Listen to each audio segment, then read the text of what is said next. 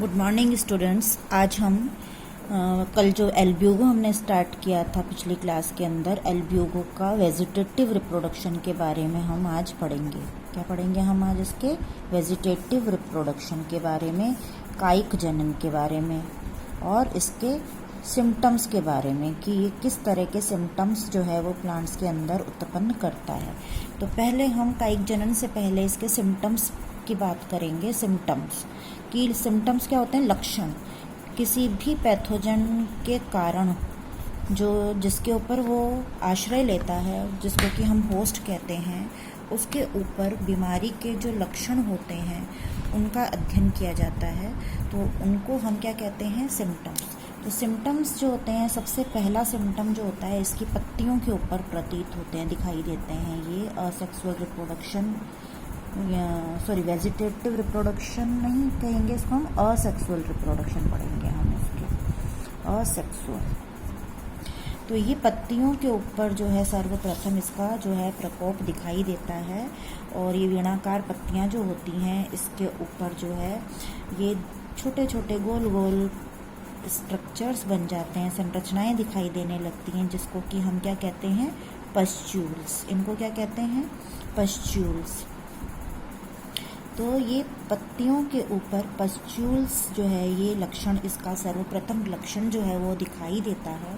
और ये पस्ट्यूल्स जो होते हैं थिन मेम्ब्रेन से घिरे हुए होते हैं। स्टार्टिंग के अंदर थिन मेम्ब्रेन से बंद होते हैं, थिन मेम्ब्रेन से ढके हुए होते हैं। और बाद में क्या होता है, ये थिन मेम्ब्रेन जो होती है, थिन मेम्ब्रेन बर्स्ट हो जाती है, फट जाती है, बर्स्ट हो जाती है, फट जाती है।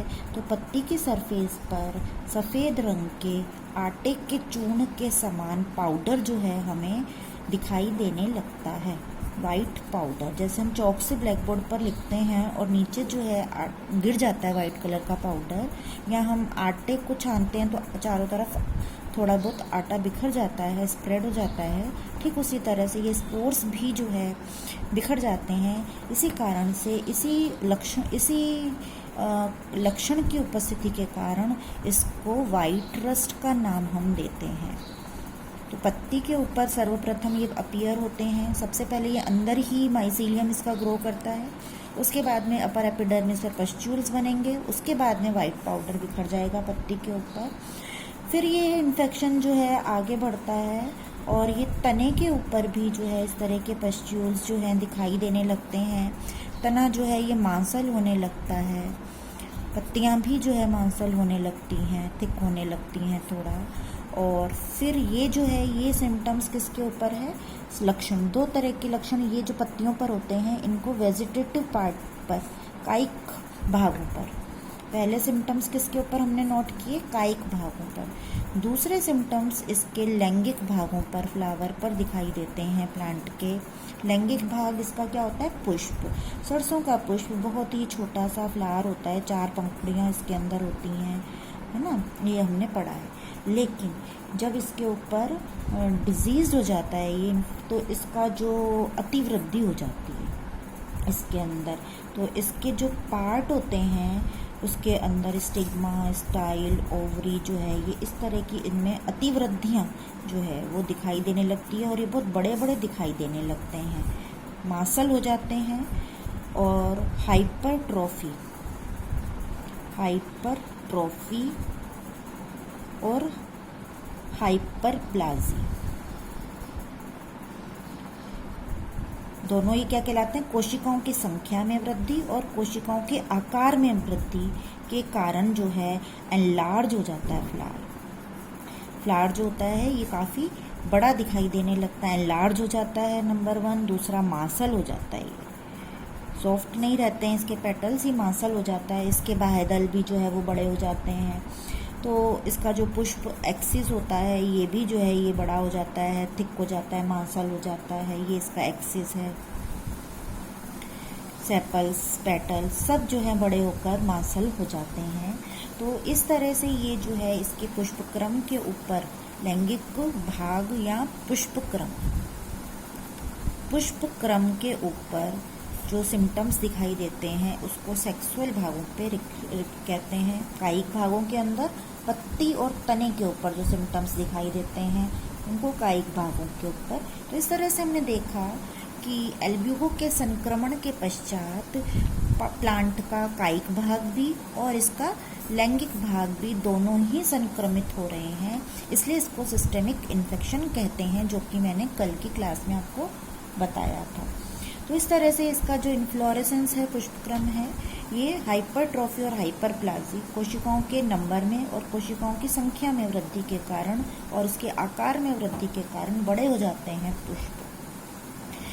और जब इसका इंटरनल सेक्शन काटते हैं तो हमें जो है फिर इसके जो है पत्ती का सेक्शन जब हम काट के इसका अध्ययन करते हैं, आंतरिक संरचना देखते हैं, तो इसके अंदर हमें दिखाई देता है कि पत्ती जो है उसके अंदर हमें फिर जो जब हम स्ट्रक्चर देखते हैं तो हमें पता चलता है कि इसके अंदर जो है असेक्सुअल स्पोर्स बन रहे हैं।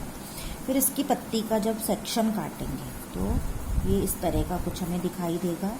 ये इसकी क्यूटिकल हो गई, ये अपर एपिडर्मिस हो गई, इसकी कोशिकाएं आयताकार कोशिकाएं होती हैं इसके अंदर,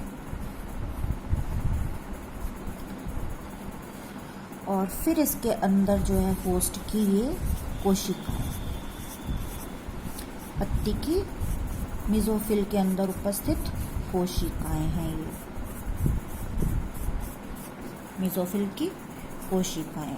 अब जो है ये स्टोमेटा है या बस्ट हो गई इसकी एपिडर्मिस, जिसमें से होकर जो है ये इसके माइसीलियम इसमें से गए थे, और ये मैंने कल बताया था कि इसके इंटरसेल्युलर स्पेसेस में अंतः कोशिकीय स्थानों में ये रहते हैं।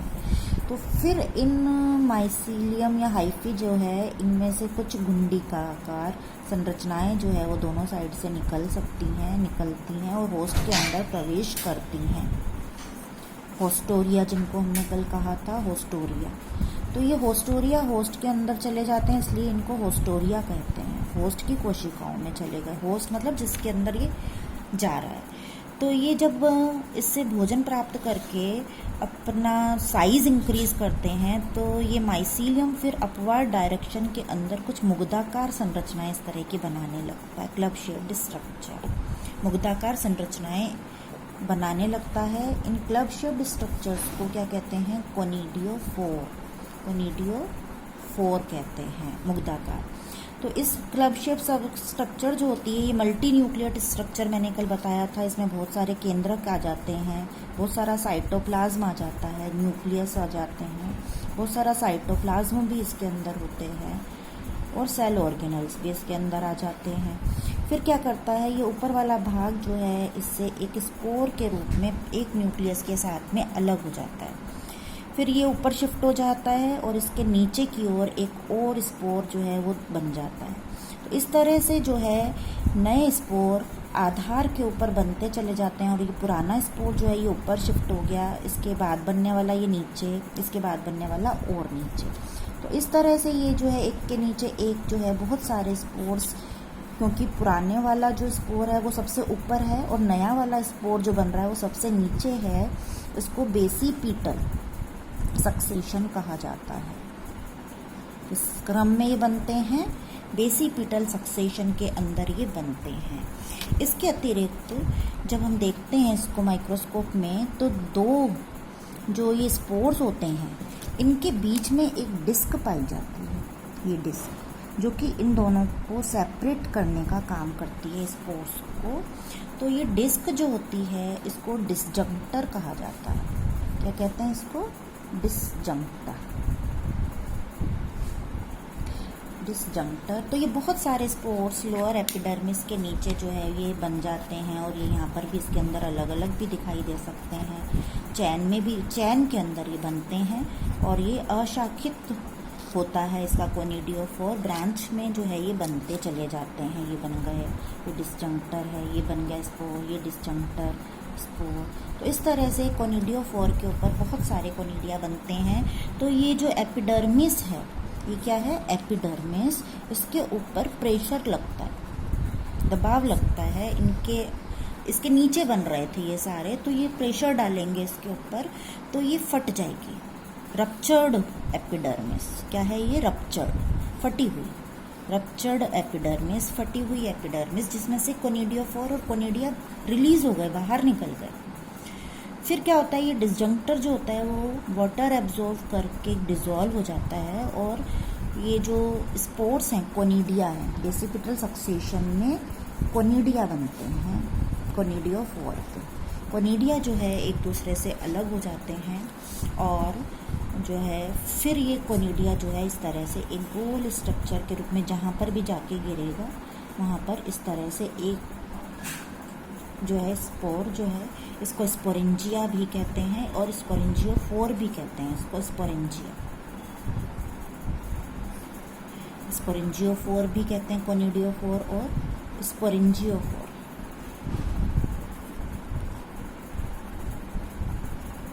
तो ये स्पोरेंजिया है, और ये जो स्पोरेंजिया है जब इसको फेवरेबल कंडीशन मिलेगी, ये होस्ट के ऊपर है, पत्ती के ऊपर, पत्ती से बाहर निकल गया अब ये स्पोरेंजिया, तो इसका जो ये केंद्रक है ये माइटोसिस से डिवाइड होगा, समसूत्री विभाजन से, समसूत्री, और बहुत सारे केंद्रक बना लेगा। फिर क्या होगा, ये सारे केंद्रक जो है पेरिफेरी की ओर जाकर व्यवस्थित हो जाएंगे परिधि पर, और हर एक केंद्रक के चारों तरफ फिर एक भित्ति बन जाएगी, वॉल फॉर्मेशन हो जाएगी, और हर एक जो ये वॉल फॉर्मेशन के बाद में संरचना आपको दिखाई दे रही है, फिर ये एक पियर शेप्ड स्ट्रक्चर के अंदर परिवर्तित हो जाती है हर एक जो है, और इस पियर शेप्ड स्ट्रक्चर को जूस्पोर कहते हैं। फिर ये इसमें से बाहर निकल जाते हैं और इनमें फ्लैजिला लग जाते हैं, चल बीजाणु, फिर इनको हम क्या कहते हैं, चल बीजाणु कहने लगते हैं। तो इस तरह से असेक्सुअल रिप्रोडक्शन के अंदर फिर ये चल बीजाणु ये फट जाएगी, इसकी भित्ति वॉल इसकी डिसॉल्व हो जाएगी, फट जाएगी, और इसमें से ये जूस्पोर पियर शेप, नाशपाती के आकार के जूस्पोर, ये बीन शेप्ड, किडनी के आकार के जो है ये जूस्पोर्स इसमें से अलग हो जाएंगे। हर एक के अंदर दो फ्लैजिला होते हैं, एक विप्लैश प्रकार का और एक टिंसिल प्रकार का। एक के अंदर तो इस तरह से जो है झालर सी लगी होती है और एक प्लेन होता है। तो इस तरह से ये जो है जूस्पोर जो है हर एक के अंदर एक न्यूक्लियस होता है, तो ये है जूस्पोर। और ये जूस्पोर फिर जब किसी पत्ती के ऊपर अनहेल्दी प्लांट की पत्ती के ऊपर जाके गिरेंगे तो उसके अंदर जो है जूस्पोर जो है इसके अंदर जो है इसकी नेचुरल ओपनिंग्स से फिर इस जाकर जर्मिनेट होकर इसके अंदर प्रवेश कर जाएंगे, और फिर जब हम इसका सेक्शन काट के देखेंगे तो हमें ये दिखाई देगा, और इसके बाहर से मैंने बताया था पस्ट्यूल्स बन जाएंगे। पस्ट्यूल्स अगर हमें दिखाई दे रहे हैं तब हम उस पत्ती का सेक्शन काटेंगे तो वो अंदर से हमें इस तरह की दिखाई देगी। तो इस तरह से जो है ये असेक्सुअल रिप्रोडक्शन इसके अंदर होता है, और असेक्सुअल रिप्रोडक्शन की वजह से पस्ट्यूल्स के रूप में हमें सिम्टम्स दिखाई देते हैं। तो हम जब इसका वर्णन करेंगे एल्ब्यूको का, तो सबसे पहले हमने इसके कायिक संरचना के बारे में बताया, फिर उसके अंदर हमने इसकी पत्ती के ऊपर क्या सिम्टम्स दिखाई देते हैं या इसके रिप्रोडक्टिव भाग के ऊपर क्या सिम्टम्स दिखाई देते हैं उनका बारे में बताया। उसके बाद में क्या होता है कि ये जो पस्ट्यूल्स या ब्लिस्टर्स भी कहते हैं इनको, पस्ट्यूल्स मैंने जो आपको बताए थे पहले अभी, इनको ब्लिस्टर्स भी कहते हैं क्योंकि ये चमकीले होते हैं, फफोले जैसे होते हैं। इन पस्ट्यूल्स को क्या कहते हैं, ब्लिस्टर्स कहा जाता है। ये जो पस्ट्यूल्स हैं इनको ब्लिस्टर्स कहते हैं क्योंकि ये कैसे होते हैं, शाइनिंग होते हैं, चमकीले होते हैं, फफोले की तरह होते हैं। जैसे हम जल जाता है हमारा कोई भाग और वो फफोला ऊपर उठ जाती है, स्किन फफोला बन जाता है, ठीक उसी तरह से ये सिम्टम जो है पत्ती के ऊपर दिखाई देते हैं। और फिर इसके बाद में जो है ये सफ़ेद रंग के पाउडर के समान जो है दिखाई देता है होस्ट के ऊपर, इसलिए इसको वाइट रस्ट का नाम दिया गया है। ये क्या है इसका, असेक्सुअल रिप्रोडक्शन।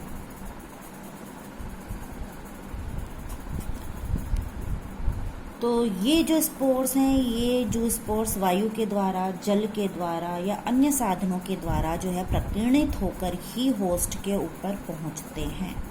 किसी माध्यम की आवश्यकता होती है, क्योंकि ये चल बीजाणु हैं, चल के भी जा सकते हैं, हवा में उड़ के जा सकते हैं क्योंकि इनके पास फ्लैजिला है, पानी में भी ये जा सकते हैं।